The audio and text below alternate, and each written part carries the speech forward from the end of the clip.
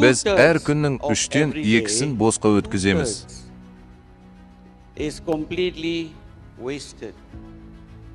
Неге? Өйткені сен 3-тен 1 бөлігін кешегі күнге жұмсай аласың.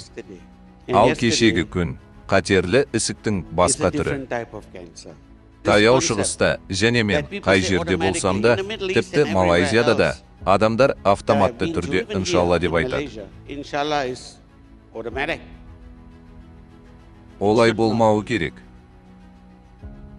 Бұл ешқашан автоматты түрде болмауы керек. Өйткені шындық тіпті 5 минуттың өзі сенікі емес.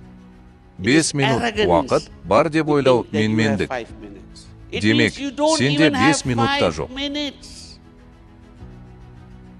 Сен ешкімге 5 минут болса да уәде бере алмайсың. Иншаллахтың сабағы соншалықты күшті, өйткені ол сені кішіпейіл етеді. Бұл сіздің ештеңені басқара алмайтыныңызды көрсетеді. Сізде бар жалғыз нәрсе дәл қазір.